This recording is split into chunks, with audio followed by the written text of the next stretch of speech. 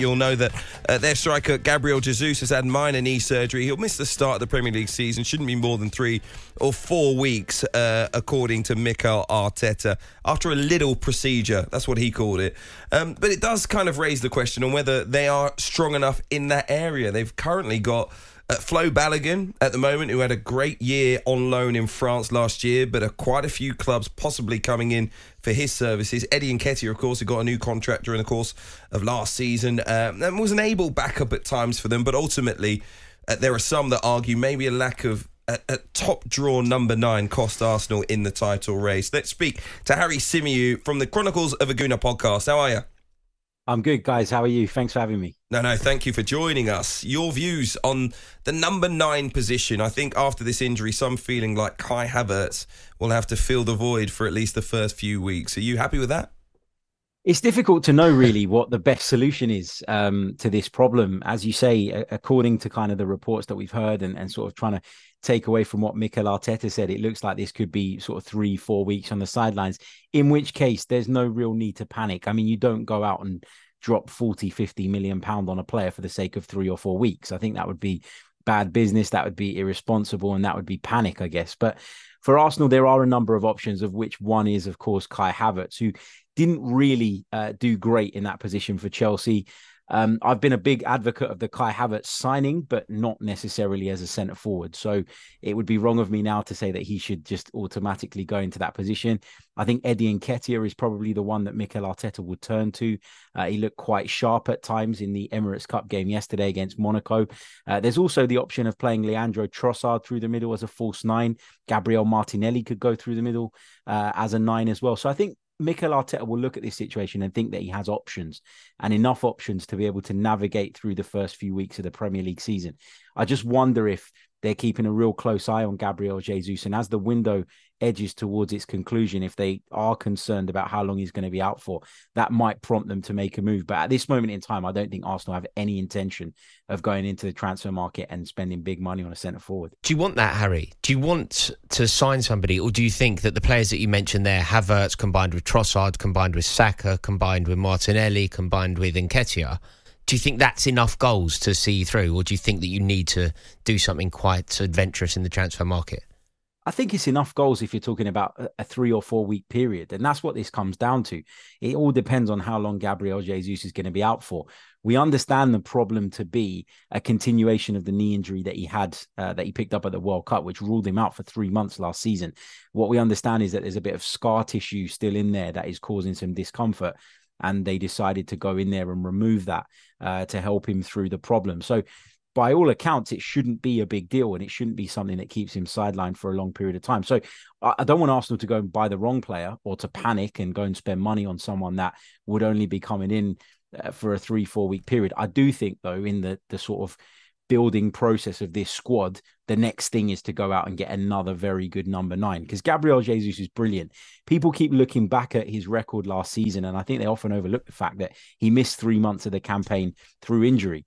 So that's why his goal numbers maybe aren't as attractive as they probably should have been. I think that was, that's the obvious thing to look at first when you're assessing how he did. But it's what he gives us off the ball as well. There's very few that press better than him. There's very few that link play up better than him. And it's no coincidence that Saka and Martinelli's numbers and Martin Odegaard's shot through the roof last season, having sort of Gabriel Jesus in the forward line. So, no, I'm not desperate for Arsenal to go out and bring in a centre forward at this stage if it is a 3-4 week injury. Just looking ahead to Sunday, you'll be able to hear it live here on talkSPORT. Arsenal taking on Manchester City in the Community Shield at Wembley. How important is that for the Arsenal fans? It's very important, I think, because, normally you'd look at these games and you'd say, well, it's a glorified friendly. We've all had this debate 1,001 times. What does the Community Shield actually mean? I think for Manchester City, it doesn't mean anything. They've just come off the back of winning a treble. If they get another piece of silverware, happy days for them. But I think for Arsenal, this means a little bit more. Arsenal, I think, when they came up against Manchester City, just faced a little bit of a complex last season. Every time they went toe-to-toe, Manchester City came out on top. And with the exception of the away game in the FA Cup, where Man City and Arsenal, or more so Arsenal, made sort of wholesale changes in that game, that was the only time Arsenal really played well against Manchester City last season.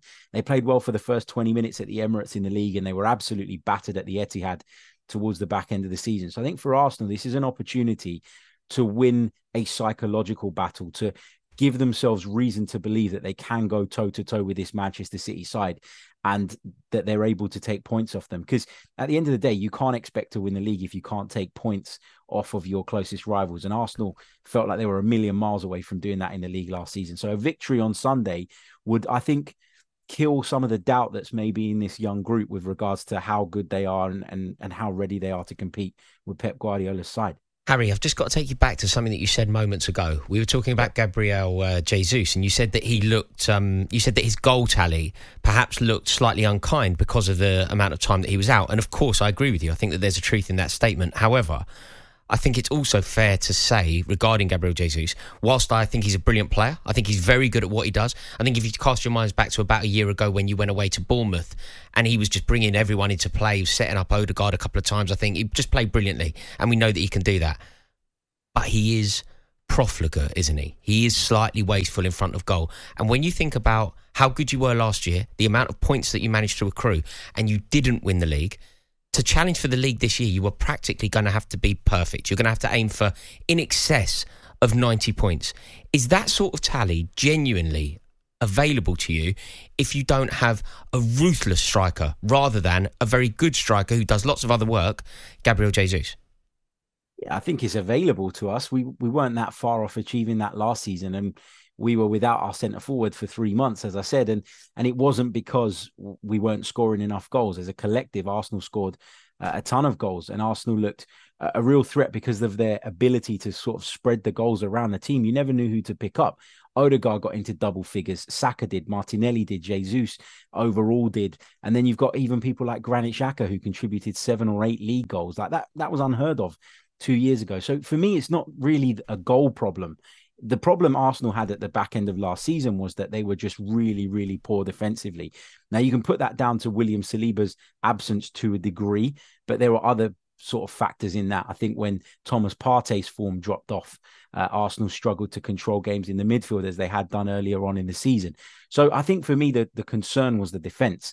Not being able to maintain those defensive levels is ultimately what cost Arsenal. I think it's really, really unfair to keep throwing criticism at Gabriel Jesus, because I think if you watch Arsenal week in, week out, he brings so much to the team that you can almost excuse the fact that he maybe isn't as clinical as the very, very best. Mikel Arteta knew exactly what Gabriel Jesus was when he signed him, and he took a decision that this guy coming in would give the team more than just goals. He wasn't brought in because he was expected to score 30 league goals. If he manages to do that, happy days. But he was brought in because of what he can bring to the group, to the collective, to the attacking unit, because he's probably the best pressing centre forward in the Premier League. I'd go as far as saying that, in terms of being able to lead that line and constantly hassling people, harrying people, winning the ball back high up for his team.